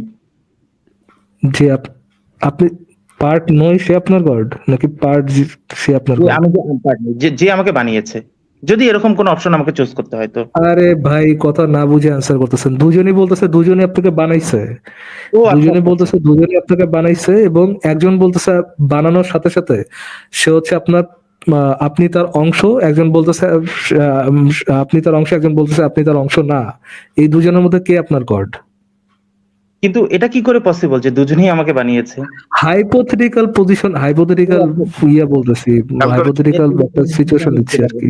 মানে ক্যাচ করতে পারছি না তো, হয়তো আমার জ্ঞানের স্বল্পতার কারণে। আপনি বলেছেন যে আমার বিশ্বাস যে গড আমাকে অস্তিত্ব দিয়েছে, সেই আমি তার একটা অংশ, পার্ট। তাই ফারাজ ভাই বলেছে যদি এরকম আরেকজন বলে যে আমাদেরকে এই বিশ্ববর্ণ, যাই হোক আপনাকে বা কাউকে আমাকে অস্তিত্ব দিয়েছে, সে শুধু আমাকে অস্তিত্ব দিয়েছে বা আমাকে সৃষ্টি করেছে, আমি তার পার্ট না, এটাই বলেছেন উনি। এবং আরেকজন বলতেছে যে আপনি তার পার্ট, আপনি দুটার মধ্যে তো সে তাকে চুজ করে নেবেন যে যে যে বলবে যে আপনি তার অংশ। কারণ আপনি বলতেছেন যে গড, আপনি ডিফাইন করছেন গড কেমন করে যে আপনি গডের একটা অংশ। এই যে চুজ করতেছেন, এই যে ডিফাইন করতেছেন, এগুলো তো কোনো অবজেক্টিভ প্রমাণ নেই, এটা তো আরবিটারি জাস্ট আপনি মানে মনে মনে বানাইতেছেন। তো এরকম হ্যাঁ, এটা ভাই বলতে যে কেউ বানাইতে মানে আমারই পারে, বাট এটা তো আমারই এরকম যে মনে কেউ বানাইতে পারে, বাট এটা মানে এটা কোনো কিছু প্রমাণ করে না আসলে। রাষ্ট্র মুসলিম ভাই অনেকক্ষণ কথা বললো, তাহলে আমরা নেক্সট কারোর কাছে যাই নাকি? জি, অনেকক্ষণ কথা বললাম, আমরা নেক্সট কারোর কাছে যাই, অনেক লম্বা হচ্ছে। কথা হলো, অন্য কোনো দিন যুক্ত হবো। ঠিক আছে, ওকে, তাহলে ঠিক ভালো আছে, থাকুন। টেক কেয়ার, আচ্ছা। টেক কেয়ার ভাই। লেটস রিভিল ভাই আপনাকে যুক্ত করা হচ্ছে, আনমিউট করে বলুন। পন্টন ছাড়ে না ভাই, হ্যাঁ বলুন। রিভিল রিভিল আপনাকে যুক্ত করা হচ্ছে, আনমিউট করে বলুন। ফারাজ ভাই এটা কার? হ্যাঁ ভাই, শুনতে পাচ্ছেন? হ্যালো। হ্যাঁ হ্যাঁ, শোনা যাচ্ছে, বলুন।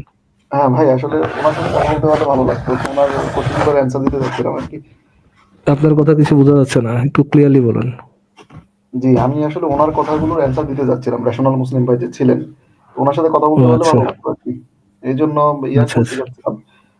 গডের বিষয়টা আসলে আমি বলতে চাচ্ছি যে এটা অনেকেই কোশ্চেন করে যে কেউ না কেউ তো আমাদের সৃষ্টি করছে বা কেউ না কিছু তো করছে, সেই ক্ষেত্রে ওইটাকে গড হিসেবে সবাই বোঝাতে চায়।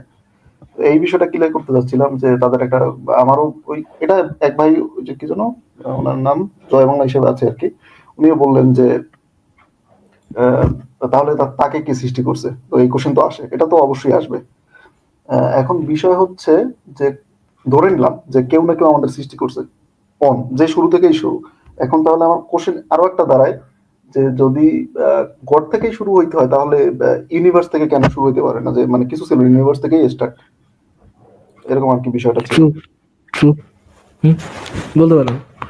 আপনি প্রথম পজিশনটা যে গড ধরে নিতেছেন, কি ক্ষেত্রে গড ধরে নিতেছেন? মানে যদি যেমন গডকে ধরেন, আপনি কোনো প্রমাণ, গডকে যদি এবার ধরে নেন যে কিভাবে সবকিছু সৃষ্টি গডের হয়েছে। কোনো থাকা দরকার নাই, গডের কোনো কারণ থাকা দরকার নেই, দেন আপনি এটা ধরতে পারতেছেন না কারণ যে ইউনিভার্সের কোনো কারণ থাকা দরকার নেই। হ্যাঁ সেটাই। যেমন সবাই বলে বিগ ব্যাং থেকে, সবাই না, বর্তমান গবেষণা যেটা বলে যে বিগ ব্যাং থেকে আমাদের ইউনিভার্সের সৃষ্টি হয়েছে। তো যদি গড বিগ ব্যাংটা শুরু করে, তাহলে আমার কোশ্চেনটা হচ্ছে গড কিভাবে এলো। তো তখন সেটার তাদের কাছে উত্তর নেই, তারা বলবে যে গডই শুরু। তাহলে আমার কথা হচ্ছে তাহলে বিগ ব্যাংটাই শুরু, সেটাও তো হতে পারে। ট্রু, হতে পারে। হ্যাঁ, তো এই বিষয়টা নিয়ে উপরে আসলে আলোচনা করতে যাচ্ছিলাম। আর এই আর কি। আচ্ছা ঠিক আছে রিভেল ভাই, থ্যাংক ইউ তাহলে যুক্ত থাকার জন্য। দেন দেখি নেক্সট আরেকজনের কাছে যাই। নিহিলিস্ট, আপনি কি কথা বলতে পারবেন? নিহিলিস্ট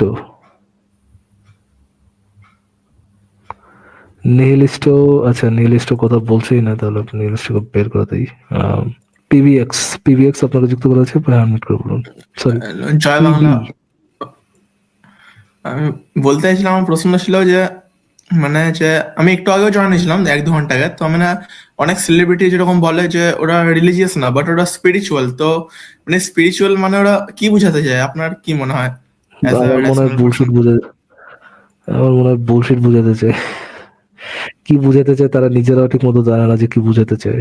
কারণ আমি আমাদের এখানেও, আমি ইন্ডিয়াতে থাকি, এখানে অনেক সেলিব্রিটি বলে যে আমি রিলিজিয়াস না বাট আমি স্পিরিচুয়াল, আমি কালচারকে ফলো করি। জানি না ওটা মানে কি বোঝাতে চায়, আমি এটা বোঝার চেষ্টা করি হয়তো বা তারা স্পিরিচুয়াল। অতি প্রাকৃতিক অনেক বুলশিট বিশ্বাস করে, বা মনে করে যে someone is watching over them, বা মনে করে যে পজিটিভ, মানে বলা যায় যে কিসে কিসে বিশ্বাস করে, বাট ওটার রেশনালিটি তো আর বোঝা যায় না। সে কোনো একটা পজিটিভ এনার্জিতে বিশ্বাস করে এরকমটা অনেকে বলে, বাট এটার মানে কি এটা তো ভাই আমি বুঝি না। পজিটিভ এনার্জিতে বিশ্বাস করা, স্পিরিচুয়াল মানে কি, এটা তো তারা ঠিক, যারা দাবি করে তারা নিজেরাই তো ঠিক মতো বুঝতে পারে না আসলে। হ্যাঁ, এটা অনেকে বলে যে ওরা পজিটিভ এনার্জিকে বিশ্বাস করে, তো এটাই আমি ওটাই জানতে চাই হুম, এটা Spirit সম্পর্কে। জি, দেখাও আরবিটারি কথা আর কি। ছোঁয়াও যায় না, স্পিরিটটা বুঝছেন, দেখাও যায় না, ছোঁয়াও যায় না, ছড়াও যায় না, স্পিরিচুয়াল। এটা মেবি আচ্ছা, আমি পজিটিভ একটা থাকার জন্য হয়তো বলে। আমি একটা জিনিস দেখাতে যাচ্ছিলাম, এটা একটু দেখাই, জিনিসটা একটু ইন্টারেস্টিং। এই যে আলেমের বক্তব্য, আলেমের টোপ টোপ নিয়ে আমি একটা জিনিস যেটা দেখাতে যাচ্ছিলাম। কারো উপর জোর কাটানো হবে না। আমির জামাত ডক্টর শফিকুর রহমানের এই বক্তব্য নিয়ে গতকাল থেকে অনলাইনে তোলপাড় চলছে। তিনি নাকি বলেছেন যে তারা যদি ক্ষমতায় যায় তাহলে নারীদের ইচ্ছা মতো পোশাক করতে দিবেন, কোনো বাধা দিবেন না। আদৌ কি তিনি এটি বলেছেন কিনা? আসুন তার সম্পূর্ণ বক্তব্যটি আমরা অ্যানালাইজ করি। আমাদের ব্যাপারে ইসলামের প্রতিপক্ষ শক্তিরা অপপ্রচার চালায়। জামাতে ইসলামী ক্ষমতায় গেলে মহিলাদেরকে ঘর থেকে বের হতে দিবে না, আর যদি দেও আস্তে করে এনে জোর করে একটা বোরকা পরাই দেবে। আচ্ছা, এটা হচ্ছে তাদের সম্পর্কে কি, এটা হচ্ছে তাদের সম্পর্কে অপপ্রচার, তাদের সম্পর্কে এটা অপপ্রচার চলে আছে। জোর করে করানো লাগবে না। যে দেশে ইসলাম কায়েম হবে, এদেশের মানুষেরা, মায়েরা আনন্দের সাথে সেদিন তারা ইজ্জতের জন্য তাদের সম্মানের মর্যাদার পোশাক পরিধান করবে। বাংলাদেশের মা বোনেরা এই জন্য বোরকা পড়তেছে না এই পর্যন্ত, কেননা জামাত শিবির ক্ষমতায় আসে নাই। লেটস সি কি বলে। তারপরেও কোনো মা, কোনো বোন যদি এই পোশাকের বাইরে থাকেন, আমরা তাদেরকে কথা দিচ্ছি, নিশ্চয়তা দিচ্ছি, কারো উপর জোর কাটানো হবে না। কারণ এদেশে শুধু মুসলমানরা বসবাস করে না, অন্যান্য ধর্মের লোকেরাও বসবাস করে। তারা তো আমাদের ধর্ম যেহেতু গ্রহণ করেনি, তাদের জন্য ইসলামের প্রেসক্রাইব করা পর্দাও তাদের জন্য প্রযোজ্য হয়। আলহামদুলিল্লাহ, তার সম্পূর্ণ বক্তব্য থেকে আচ্ছা, তার এই কথাটা থেকে যে যাদের বোরকা পরা লাগবে না, তাদের এই কথাটা ইসলামিস্টরা কিভাবে নিচে একটু দেখেন। কিন্তু স্পষ্ট উনি কি বলেছেন, কিন্তু কিছু হলুদ দিয়ে সাংবাদিকতা করে তাকে বিতর্ক করার চেষ্টা করেছে আমি বলবো। তিনি কিন্তু এখানে স্পষ্ট করে বলে দিয়েছেন যে যখন ইসলাম কায়েম হবে তখন নারীদের যে সম্মানের পোশাক বোরকা বা পর্দা তারা ইচ্ছাকৃতভাবে তারা পরবে, কিন্তু এমন নারী আছেন যারা এটা থেকে বাইরে থাকবেন, তাদেরকে বাধ্য করা হবে না। এবং শেষে তিনি বলেছেন তারা হলো অমুসলিম, কারণ অমুসলিমদের উপরে কিন্তু শরীয়ত নেই, যার উপরে বুঝতে পারছেন 7% কোটা ভাই। হ্যাঁ, কাদের উপরে বোরকা চাপানো হবে না, অমুসলিমদের উপর বোরকা চাপানো হবে না। ইসলাম কত মহান, কত মানবিক, তাদের উপর যে কুপ্রচার চালান, যে জোর করে বোরকা পরায় দিবে, অমুসলিমদের তো পরাবে না ভাই। রাখবে না, তারা তো অমুসলিম রাখবে না, তাদের আসল টার্গেট জিহাদের, জামাতি জিহাদ। এই হচ্ছে অবস্থা ভাই, এই হচ্ছে অবস্থা। এইসব বুলশিটদের ইয়ে করতে হবে আমার। জামাতের শুনছেন কয়েকদিন আগে জামাতের এক নেতা বলছে, এবার বেশ অনেকে উপস্থিত ছিল জামাতিরা, 14 তারিখে মনে হয়। তো এর আগে তো বললো ইউনুস, প্রফেসর ইউনুস বললেন যে 14ই ডিসেম্বর এবং 16ই ডিসেম্বর পালন করা হবে, 14 ডিসেম্বর পালন করা হবে, এবং বললেন যে যারা শত্রু ছিল, হ্যাঁ, বুদ্ধিজীবীদের হত্যা করছে তাদের থেকে সাবধান, হ্যাঁ, বুদ্ধিজীবীদের হত্যাকারীদের থেকে সাবধান, তার চক্রান্ত থেকে সাবধান। তো সবাই খুশি হয়ে গেল। সাথে সাথে জামাতের এক নেতা বক্তব্য রাখলেন তাদের একটা অনুষ্ঠানে, মনে হয় সমসাময়িক সময়, যে বুদ্ধিজীবী হত্যা করেছে আওয়ামী লীগ এবং এটা করাইছে হচ্ছে ভারত। তখন আমার মিলল আর কি ইউনূসের কথাটা। বুদ্ধিজীবী হত্যার পিছনে ভারত করাইছে, হ্যাঁ, আওয়ামী লীগ দিয়ে। এটার প্রমাণ হচ্ছে ভারত দাসত্ব করতে পারবে, তার কাছে প্রমাণ হচ্ছে যে এরপর থেকে বাংলাদেশ ভারতের দাসত্ব করে আসতেছে। তো এই পুরো প্ল্যানটা ভারত করেছে এবং বাংলাদেশ মানে আওয়ামী লীগ দিয়ে করিয়েছে। তো তখন বললাম কেন ইউনূস বুদ্ধিজীবীদের চক্রান্ত থেকে, হত্যাকারীদের চক্রান্ত থেকে সবাইকে সাবধান থাকতে বলছে। ও, ইউনূস কি বলছে? বুদ্ধিজীবীদের হত্যাকারীদের চক্রান্ত থেকে দূরে থাকতে হবে, এই তাদেরকে আমরা প্রতিহত করবো আর কি। হ্যাঁ, 14 তারিখে বুদ্ধিজীবী হত্যাকারীরা উঠে গেছে। কি অবস্থা চলছে। কিন্তু সবচেয়ে ভালো একটা বক্তব্য আমার কাছে আসে অনেক ভালো সুন্দর বক্তব্য আসে আসাদ নূরের কাছে। আসাদ নূর ভাই কালকেই মনে হয় যে আরিফ জেবতিকে একটা ইন্টারভিউ নিছেন, শুরুতে যে কথা বলছে আমার খুব মনে ধরছে। বলেছে যে স্বাধীনতা এত বছর পরে এই প্রথম মনে হয় বাঙালি জাতি সন্দেহ করতেছে যে 16ই ডিসেম্বর উদযাপন হবে কি হবে না। এটা কি কি কি এটাই তো একটা আশ্চর্যের ব্যাপার, তাই না? এই প্রথম কিন্তু 16ই ডিসেম্বর হবে কি হবে না, কিন্তু আসলেই কিন্তু সবাই কিন্তু 14 ডিসেম্বর 16 ডিসেম্বর পালন হবে কি হবে না। দেখা যাক কালকে সকালবেলা থেকে কি ইয়ে হয়। এখন থেকেই তো সবার এই বিষয়ে থাকার কথা, শাহবাগে ফুল টুল নিয়ে দাঁড়ায় থাকার কথা। আর একটু পর থেকে শুরু মানে এখন আর একটু পর না, এখন থেকেই দাঁড়ায় থাকার কথা আর কি। 11টা থেকে একটু ইয়ে দেওয়ার কথা, যে ফজরের নামাজের পর পর তারা আর কি শুরু করবে ফুল টুল দেওয়া। না তাতে দিবে, কিন্তু কত এই সন্দেহটা এই প্রথম হলো তো স্বাধীনতার পরে। এবং এই যে আসাদ ভাইয়ের ভিডিও থেকে ওটাও দেখলাম যে এই 14 ফেব্রুয়ারি মুজিবরের মাজার বন্ধ করে রাখছে আর কি। হ্যাঁ ঠিক আছে, কি অবস্থা। আচ্ছা আপনার কথা বললেন গেস্ট উনি কিছু বলছেন। হ্যাঁ, আচ্ছা আমার একটা প্রশ্ন ছিল, বলছিলাম যে মুক্তিযুদ্ধ যে কোটা পাওয়া যেত, ওই কোটা কি বন্ধ করে দেওয়া হয়েছে পুরোপুরি? না, মুক্তিযুদ্ধ কোটা তো 5% রাখা হয়েছে। আচ্ছা আসলে আমার রিলেটিভরাও মুক্তিযোদ্ধা, তো আমি বর্তমানে ইন্ডিয়া থাকি, বাট আমার কিছু আত্মীয় বাংলাদেশে থাকে, তো আমি জিজ্ঞেস করলাম। মানে মুক্তিযোদ্ধা কোটা অলরেডি পেয়েছে আমার কয়েকটা দাদা দিদি, তো ওরা মেডিকেলে পড়ছে ঢাকা, যাই হোক ডিটেলস বলছি না। তো আমি জিজ্ঞেস করেছিলাম, আমি জানি না তো, খবর নেই না বাংলাদেশে, মাঝে মধ্যে জয়েন করি এগুলো স্ট্রিমে, ওটাই বলছিলাম। সো আমার একটা অ্যাটাচমেন্ট আছে, কারণ আমার ফ্যামিলি 1972 সামথিং এ এসেছিল ইন্ডিয়াতে, সো ওটাই। বেঁচে গেছেন ভাই। না আমি খুশি। আমি 2022-23 ভাবতাম যে বাংলাদেশে তো ভালো এগোচ্ছে, জিডিপি পার ক্যাপিটা এগোচ্ছে, আমার বাংলাদেশ থেকে কেন ইন্ডিয়া এসেছিল। তো এখন আমার মানে মনে হয় যে আমি কেন তখন এগুলো কথা ভাবতাম, আমি এখন ইন্ডিয়াতে হ্যাপি। তখন আমার ভালো লাগতো, আসলে আমার বাংলাদেশ এখনো ভালো লাগে, যদিও মানে এত বিউটিফুল জায়গা, বাট ওটাই মানে মনে হচ্ছে বেঁচে তো আসবি না আমি ইন্ডিয়াতে। যাই হোক, ঈশ্বর ভগবানের কাছে পূজা একটু বেশি করেন যে বাঁচাইছে আপনারে, যে বুলশিট থেকে বাড়াইতে পারছেন। না ঠিক আছে আসলে ভাই। আমার হ্যাঁ ঠিক ঠিক। আচ্ছা ঠিক আছে, থ্যাংক ইউ যুক্ত থাকার জন্য। আচ্ছা লেটস রিভিল ভাই লাস্টে একবার যুক্ত হয়েছেন। লেটস রিভিল ভাই বলেন, আপনার কি আর কিছু বলার আছে? Let's reveal. না ভাই না। আচ্ছা ঠিক আছে, ঠিক আছে তাহলে আজকে আমরা শেষ করে দিই। 7% কোটা ভাই, আর তেমন কোনো কেস নেই, আজকে শেষ করে দিই।